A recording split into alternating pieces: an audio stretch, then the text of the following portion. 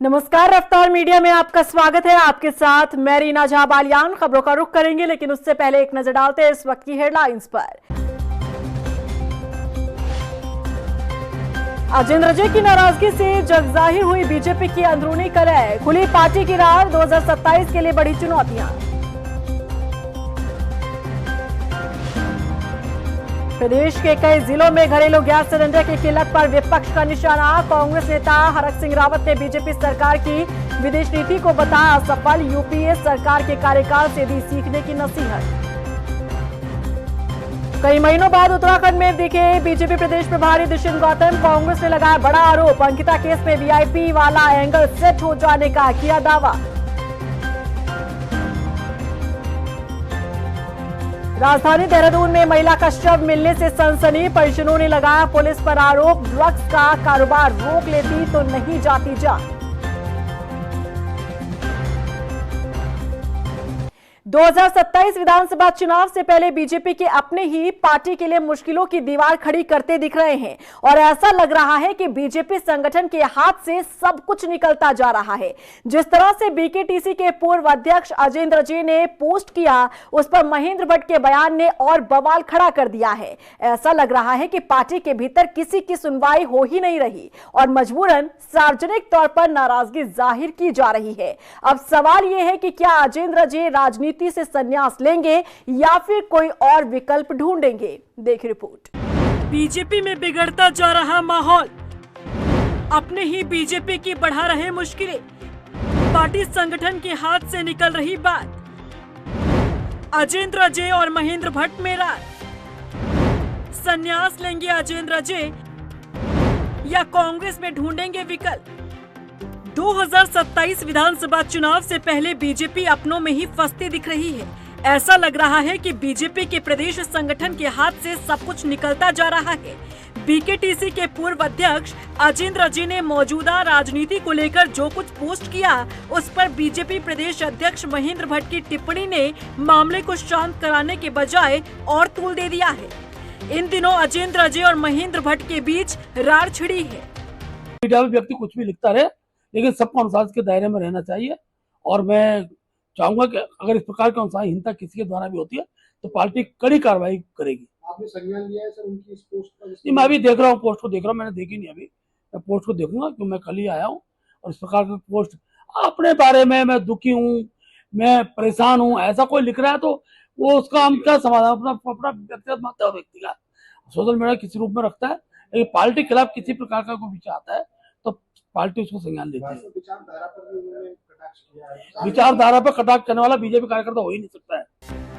महेंद्र भट्ट के इस रिएक्शन के बाद अजेंद्र अजय भी कहां चुप बैठने वाले थे, उन्होंने भी सीधे प्रदेश अध्यक्ष को निशाने पर ले लिया। अजेंद्र अजय ने महेंद्र भट्ट के लिए अपने सोशल मीडिया पोस्ट में लिखा कि माननीय प्रदेश अध्यक्ष जी, मेरे मोबाइल पर आपकी 2 मिस कॉल थी। उसके पश्चात मैंने आपको कॉल किया, फोन पर लगभग 3 मिनट की बातचीत हुई।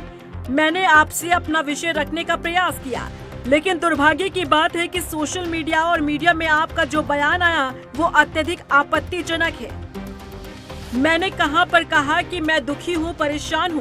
सारी डिटेल सोशल मीडिया पर साझा करना मेरे जैसे व्यक्ति के लिए नीचता की हद होगी, इसीलिए अधिक विस्तार से जानकारी साझा करना मुझे उचित नहीं लगता। दूसरी बात, अनुशासनात्मक कार्रवाई किस बात के लिए करेंगे आप, जब मैं स्वयं कह चुका हूं कि ऐसी परिस्थितियों में संन्यास ही उचित विकल्प है। दोनों नेताओं के बीच ये जंग शांत होने के बजाय और भी ज्यादा तेज होती दिख रही है। ऐसे में कहना गलत नहीं होगा कि बीजेपी नेताओं की आपसी लड़ाई पार्टी को ही नुकसान पहुंचा सकती है। हालांकि इस बीच सवाल ये भी उठ रहे हैं कि क्या अजेंद्र अजय राजनीति से संन्यास लेंगे या फिर कांग्रेस में अपना विकल्प ढूंढेंगे। अजेंद्र अजय ही नहीं बल्कि पूर्व मुख्यमंत्री त्रिवेंद्र सिंह रावत भी सरकार पर प्रश्न चिन्ह खड़ा कर चुके हैं और उसके साथ साथ जो है आपके सामने है अरविंद पांडे भी खुले तौर पे जो है सरकार पे वार कर चुके हैं। बंशीधर भगत कानून व्यवस्था को लेकर के सड़क पर धरना देने का काम कर चुके हैं। बिशन सिंह चौपाल जी वो भी सरकार से नाराज हैं। और सदन में हमने देखा जब मुख्यमंत्री बोल रहे थे तो उस समय एक विधायक थे जो मेज थपथपाने का काम कर रहे थे, तो लगता है भाजपा में अंतर्विरोध अपने चरम पर है। और अजेंद्र अजय जी ने तो एक बात और आगे बढ़ के कही कि मैं तो राजनीति से संन्यास ले रहा हूँ, मेरे पे क्या कार्रवाई होगी। तो स्थिति है और भाजपा में जो अंदरूनी खींचतान है। जैसी स्थिति पार्टी में बनी है, ऐसे में सवाल उठ रहे हैं कि क्या पार्टी में कार्यकर्ताओं की कोई पूछ नहीं हो रही? क्या महेंद्र भट्ट अपनी पार्टी के नेताओं की बात भी नहीं सुन रहे? ऐसा नहीं कि पहली बार किसी बीजेपी नेता की नाराजगी सामने आई हो। गदरपुर से बीजेपी के मौजूदा विधायक और पूर्व कैबिनेट मंत्री अरविंद पांडे भी पिछले कुछ दिनों से सरकार की आलोचना कर चुके हैं। पार्टी संगठन चाहकर भी उन्हें रोक नहीं पाया। अब अजेंद्र अजय के उठाए मसले ने भी पार्टी की कार्यशैली को सवालों के घेरे में लाकर खड़ा कर दिया है। ऐसे में सवाल है कि 2027 में हैट्रिक लगाने का ख्वाब देख रही बीजेपी का आखिर ये सपना पूरा होगा कैसे? रफ्तार मीडिया के लिए देहरादून से सुशांत सिंह के साथ ब्यूरो रिपोर्ट। लंबे समय से उत्तराखंड से दूरी बनाने वाले बीजेपी के प्रदेश प्रभारी दुष्यंत गौतम की यूं अचानक वापसी ने सियासी गलियारों में हलचल पैदा कर दी है। अंकिता हत्याकांड मामले में कथित वीआईपी के नाम का खुलासा होने के बाद दुष्यंत गौतम ने जिस तरह से उत्तराखंड से दूरी बनाई, उसे बीजेपी की रणनीति का हिस्सा माना जा रहा था। लेकिन एकाएक दुष्यंत गौतम की वापसी ने प्रदेशवासियों को बड़ा झटका दिया है। देखिए रिपोर्ट। उत्तराखंड में दुष्यंत गौतम की वापसी। बीजेपी प्रदेश प्रभारी ने पहले बनाई दूरी, फिर एक्टिव होना क्या बनी मजबूरी? अंकिता केस से जुड़ा था नाम, गौतम की वापसी जनता की भावनाओं से खिलवाड़। कितनी हैरानी की बात है, बीजेपी के प्रदेश प्रभारी दुष्यंत गौतम, जिन्होंने बीते कुछ समय से उत्तराखंड से दूरी बना रखी थी, अब वो अचानक लौट आए हैं। जिस प्रभारी ने ना तो कोर ग्रुप की बैठक में हिस्सा लिया, ना ही हरिद्वार में अमित शाह के इतने बड़े कार्यक्रम और जनसभा में शामिल हुए, अब यूं अचानक बीजेपी संगठन की बैठक में उनकी मौजूदगी ने उत्तराखंड की सियासत में हलचल पैदा कर दी है। आपको याद दिला दें कि उत्तराखंड की बेटी अंकिता भंडारी हत्याकांड मामले में कथित वीआईपी का नाम दुष्यंत गौतम से जोड़ा गया था। इस खुलासे के बाद से ही दुष्यंत गौतम ने उत्तराखंड से दूरी बना ली थी, या यूं कहें कि बीजेपी ने दुष्यंत गौतम को प्रदेश में न आने की हिदायत दी थी, क्योंकि दुष्यंत पर लगे आरोपों के बाद से पूरे प्रदेश भर में उबाल था, लोगों में गुस्सा था और दुष्यंत गौतम के नाम के खुलासे के बाद बीजेपी भी बैकफुट पर आ गई थी। यही कारण रहा कि ना तो प्रदेश प्रभारी दुष्यंत गौतम किसी कार्यक्रम में शामिल होने के लिए उत्तराखंड पहुंचे और इतने दिनों में ना ही कोई बैठक ली। लेकिन बीते दिन देहरादून के कुआंवाला में बीजेपी संगठन की बैठक में युवा प्रदेश प्रभारी की मौजूदगी ने सबको हैरान कर दिया। तो ऐसा प्रतीत होता है कि सीबीआई की जांच के माध्यम से सीबीआई जांच भी हो जाएगी और जो उनके बड़े नेता इस हत्याकांड में सम्मिलित है उनको भी क्लीन चिट देने का काम करेंगे। अन्यथा एक व्यक्ति का पोस्टरों से भी गायब थे, यहाँ कई महत्वपूर्ण बैठकें हुई उसमें भी वो गायब थे, एकाएक जो है उनको लाल कुआं में जो प्रोग्राम होता है उसमें सम्मिलित किया जाता है, तो कहीं ना कहीं जो है ये दिखाई देता है कि दाल में कुछ काला है। देखिए, ये पूरे बड़े अफसोस की बात है और मतलब मुझे लगता है कि बीजेपी के लोगों को, भाजपा के लोगों को शर्म आनी चाहिए कि जिस व्यक्ति पे अंकिता के साथ जो दुष्कर्म की कोशिश भी, यौन शोषण की कोशिश भी, उसकी हत्या हो गई और उनकी मौजूदगी वहाँ पे बताई गई है और उस व्यक्ति से कुछ 2 महीने इन लोगों ने दूरी बनाई है और उस व्यक्ति को वापस ये उत्तराखंड में लेके आए, उत्तराखंड की जनता के साथ कहीं ना कहीं ये छलावा कर रहे हैं। बीजेपी प्रदेश प्रभारी दुष्यंत गौतम की यूं अचानक हुई वापसी कई सवाल खड़े करती है। एक मंच पर ही बीजेपी के बड़े नेताओं के साथ दुष्यंत गौतम की मौजूदगी ने एक तरह से इशारा दिया है कि मामला पूरा सेट हो चुका है। विपक्ष के साथ साथ सियासी जानकार मान रहे हैं कि अंकिता केस में वीआईपी के एंगल से जो सीबीआई जांच हो रही है उस पर अब पूरा मामला सेट हो चुका है। कुछ दिनों तक उन्होंने पोस्टर से गायब रखा, मीटिंगों से गायब रखा और अब धीरे धीरे उन ऐसे तो पौड़ी के जो लोकसभा चुनाव में जब पौड़ी में अजय जी गए थे, संगठन महामंत्री संगठन है जो, तो वहाँ विरोध हुआ। फिर लोकसभा चुनाव में अजय जी को अलग कर दिया गया कि भाई तुम कहीं कार्यक्रम में नहीं जाओगे। फिर दुष्यंत गौतम को भी अलग कर दिया गया। और धीरे धीरे एंट्री कर दी। ये तो बेशरम है ना। अरे जांच पूरी होने देते। जिस दिन जांच में ये निर्दोष साबित हो जाएं, हालांकि मुझे मालूम है जांच होनी नहीं है इसमें। दुष्यंत गौतम का अब तक उत्तराखंड से दूर रहना और यूं अचानक वापस आना कहीं न कहीं सीबीआई जांच को भी शक के दायरे में लाता है और इसी के साथ जनता की भावनाओं के साथ बड़ा खिलवाड़ भी माना जा रहा है, क्योंकि जब गौतम पर आरोप लगे थे तब बीजेपी ने भी दुष्यंत गौतम से दूरी बना ली थी। ना तो किसी कार्यक्रम के पोस्टर में प्रदेश प्रभारी की तस्वीर को जगह मिली और ना ही किसी कार्यक्रम में गौतम की मौजूदगी रही, जिससे ये लगने लगा था कि बीजेपी खुद दुष्यंत गौतम से दूरी बना रही है, क्योंकि अंकिता केस को लेकर लोगों में गुस्सा बढ़ता जा रहा था, जिसे शांत कराने के लिए और अपनी पार्टी की छवि साफ रखने के मकसद से दुष्यंत गौतम को उत्तराखंड से दूर ही रखा गया। लेकिन जिस तरह से दुष्यंत गौतम ने वापसी की है, उसने पूरे प्रदेश की भावनाओं का माहौल उड़ा दिया है। रफ्तार मीडिया के लिए देहरादून से सुशांत सिंह के साथ ब्यूरो रिपोर्ट। इन दिनों हल्द्वानी में धार्मिक सरकार के 4 साल बेमिसाल कार्यक्रम की तैयारी चल रही है। कार्यक्रम में केंद्रीय मंत्री राजनाथ सिंह शामिल होंगे और अभी इसकी तारीख 21 मार्च तय है। बता दें कि इससे पहले हरिद्वार में कार्यक्रम का आयोजन हो चुका है, जिसमें केंद्रीय गृह मंत्री अमित शाह ने शिरकत की थी। कहा जा रहा है कि ये दूसरा भव्य कार्यक्रम होगा। 21 तारीख को हल्द्वानी में हमारी दूसरी बड़ी सभा होगी। सरकार के 4 वर्ष पूरे होने पर जैसी हरिद्वार में हुई, इसी प्रकार की 21 को हम हल्द्वानी के अंदर करेंगे। एक बड़ी जनसभा होगी जिसमें राजनाथ सिंह जी का उस कार्यक्रम आना निश्चित हुआ है। प्रदेश के कई जिलों में हो रही घरेलू गैस सिलेंडर की किल्लत पर चुनाव प्रबंधन समिति के अध्यक्ष हरक सिंह रावत ने बीजेपी सरकार को जमकर घेरा। उन्होंने यूपीए सरकार का हवाला देते हुए कहा कि मौजूदा वक्त में बीजेपी सरकार की विदेश नीति फेलियर साबित हुई है। वहीं कांग्रेस नेता हरक सिंह रावत ने मुख्यमंत्री विवेकाधिकार कोष का दुरुपयोग करने का भी आरोप लगाया। उन्होंने कहा कि विवेकाधिकार कोष से धन को जरूरतमंद के बजाय बीजेपी कार्यकर्ताओं की जेब में जा रहा है। भाजपा के तथाकथित पदाधिकारियों के नाम पर चाहे चंपावत और उधम सिंह नगर 2 जनपदों में हमने मुख्यमंत्री विवेकाधीन कोष के लिए सूचना के अधिकार के तहत लगाया था, जो हमको आंकड़े उपलब्ध किए गए।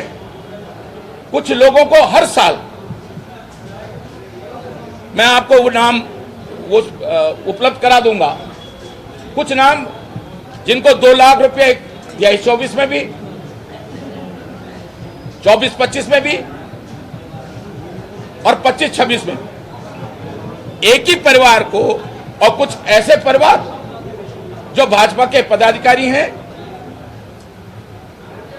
उस व्यक्ति को भी, उसकी पत्नी को भी, उसके परिवार के कई सदस्यों को 3-3 लाख, 4-4 लाख, 5-5 लाख मुख्यमंत्री विवेकाधीन कोष से, यह बहुत बड़ा घोटाला है। टिहरी जिले के नरेंद्रनगर में गैस बुकिंग की समय सीमा को 25 दिन से बढ़ाकर 45 दिन कर दिया गया है। इस फैसले से उपभोक्ताओं में नाराजगी है, लोगों को परेशानियों का सामना करना पड़ रहा है। तो उधर रुड़की में खाद्य आपूर्ति विभाग घरेलू गैस सिलेंडर की कालाबाजारी को लेकर अलर्ट हो गया है। क्षेत्र में सड़क किनारे गैस सिलेंडर बेचने की सूचना पर कड़ा एक्शन लिया गया। कर्मचारियों की फटकार लगाते हुए होम डिलीवरी के सख्त निर्देश दिए गए हैं।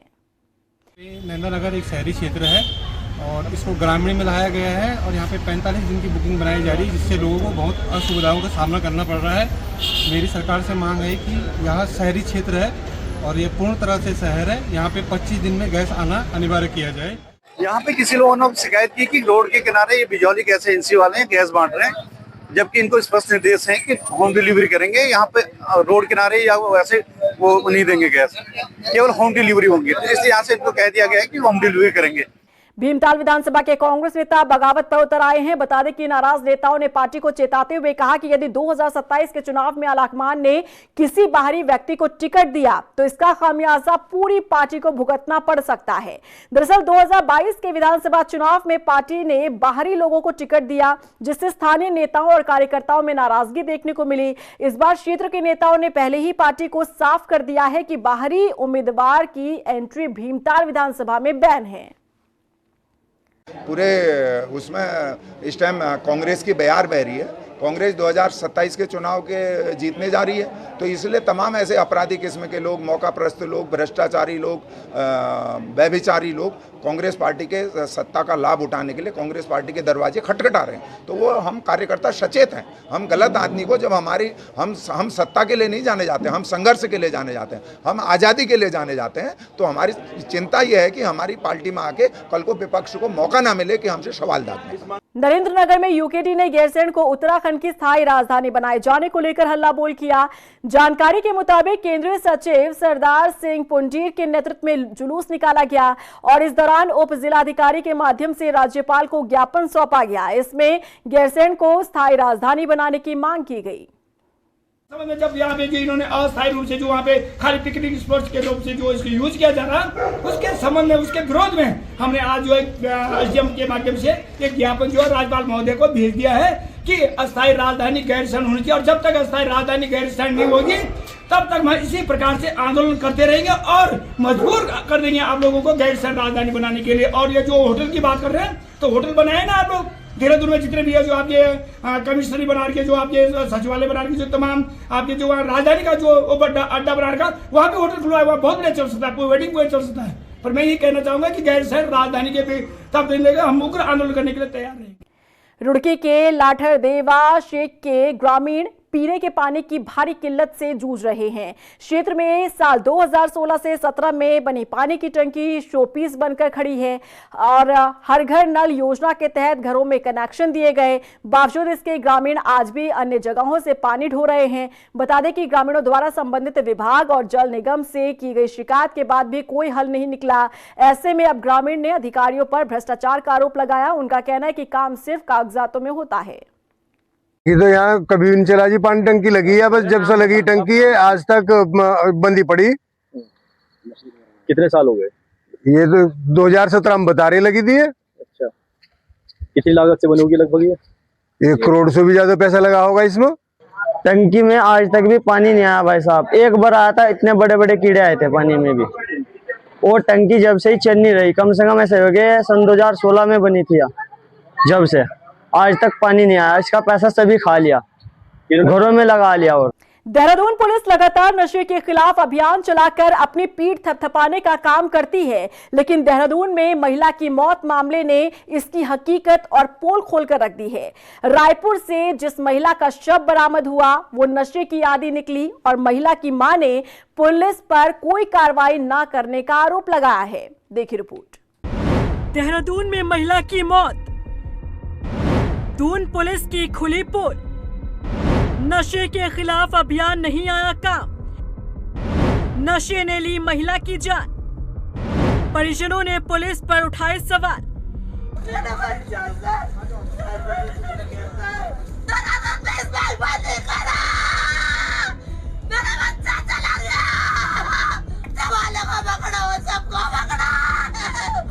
उसका छोटा सा बच्चा बंद हो गया, बर्बाद हो गया।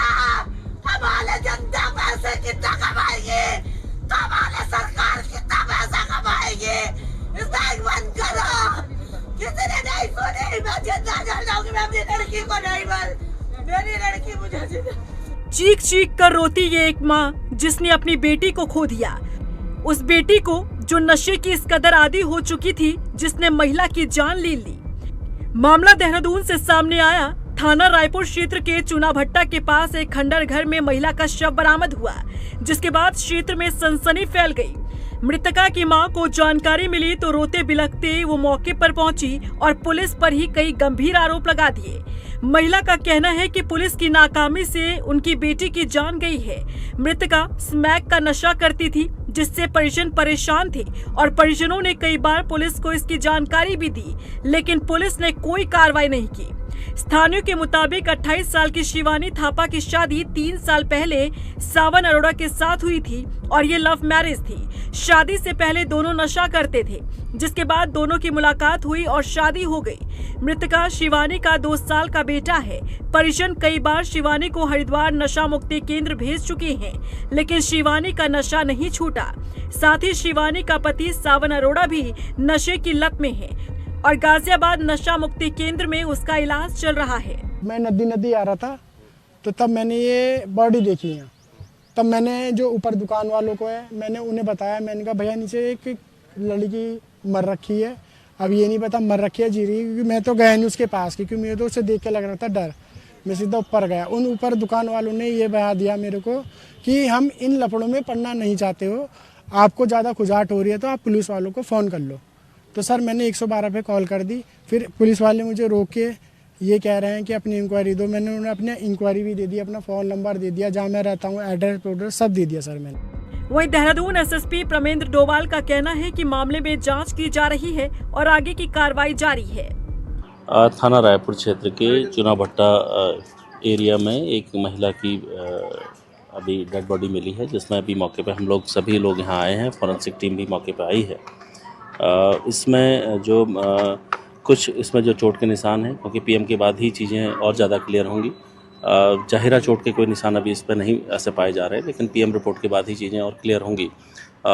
जैसा अभी तक क्लियर हुआ है कि पिछले 3 दिनों से ये महिला घर से गायब थी, उसके बाद आज ये यहाँ पर पाई गई है। इसके पीछे और भी क्या क्या कारण है विवेचना का विषय है, आगे जो भी विवेचना में तथ्य आएंगे उसके अनुरूप कार्रवाई होगी। मृतका की मां ने पुलिस पर आरोप लगाए हैं। कई बार शिकायत के बाद भी पुलिस ने नशे पर कोई कार्रवाई नहीं की, जिसका नतीजा ये रहा कि एक महिला की जान चली गई। ये पूरा मामला देहरादून पुलिस को कटघरे में खड़ा करता है, क्योंकि एक तरफ नशा मुक्त प्रदेश को बनाने के लिए पुलिस अभियान चला रही है, तो वहीं दूसरी तरफ एक मां बार बार पुलिस में शिकायत करती रही, लेकिन पुलिस की कान पर जूं तक नहीं रेंगा।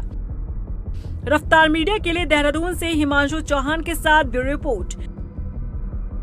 वहीं दून के ही मांडूवाला जंगल से बोरे में मिली महिला की लाश की पोस्टमार्टम रिपोर्ट आ गई है। रिपोर्ट के मुताबिक महिला की मौत गला घोटने से हुई। वहीं महिला की शिनाख्त नहीं होने के कारण पुलिस ने 72 घंटे तक इंतजार करने के बाद शव का पोस्टमार्टम करवाकर अंतिम संस्कार भी कर दिया। उधर पुलिस ने भी मुकदमा दर्ज कर जांच शुरू कर दी है। महिला अज्ञात थी, उसका आइडेंटिफिकेशन अभी तक नहीं हो पाया था, लिहाजा उसका 3 दिन बाद पोस्टमार्टम किया गया था। डॉक्टर के पैनल के द्वारा किया गया, उसमें वीडियोग्राफी भी करवाई गई और जो पैनल के द्वारा जो निष्कर्ष निकला है तो कॉज ऑफ डेथ में स्ट्रैंगुलेशन, मतलब उनका जो गला दबाकर उनको मारा गया है। तो इसके संबंध में और अग्रिम जो जांच पड़ताल है हमारे द्वारा और तेज़ी इसमें लाई गई है। जो हमारे सरहदी जनपद हैं, जो हमारे और जनपद के विभिन्न थानों हैं, वहाँ पर जो मिसिंग है उनके संबंध में भी जानकारी की जा रही है। और साथ ही साथ ऐसी जो बस्तियां हैं जहाँ की जो बाहरी प्रदेश से जो लेबर वगैरह वास करती है, जो काम करने के लिए बाहर से आते हैं, वहाँ भी जाकर हमारे द्वारा इसमें छानबीन की जा रही है। विभिन्न टीमें हमारी जो कुछ सीसीटीवी फुटेजेस हम लोगों को अवेलेबल हुई हैं, उसमें भी हमारी टीमें दिन रात उस पर लगी हुई हैं और जल्दी ही हम इसका खुलासा करेंगे। मंगलौर में पुलिस को बड़ी कामयाबी हाथ लगी है। बता दें कि चेकिंग के दौरान पुलिस ने लूटी कार सहित हरियाणा के हिस्ट्री शीटर को गिरफ्तार किया है। पुलिस की माने तो आरोपी हरियाणा से हरिद्वार अपने साथियों के साथ घूमने आया था। यहां आकर उसने गाड़ी बुक की और ड्राइवर को गाड़ी से गिराकर फरार हो गया। बताया जा रहा है कि आरोपी अपने शौक और नशे की लत को पूरा करने के लिए अपराधी बना।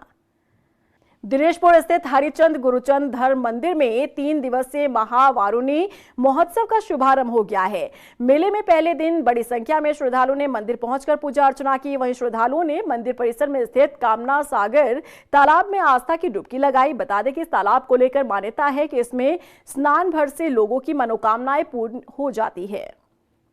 सोमवार को अधिवत है, गंगा माता जी का पूजा, गंगा जमुना सरस्वती कामना सागर वाराणसी सागर देवी का पूजा है। स्नान से पहले कामना सागर में आह्वान किया जाता है, पूजा किया जाता है। उसके बाद मंगलवार को 8 बजे से स्नान चालू।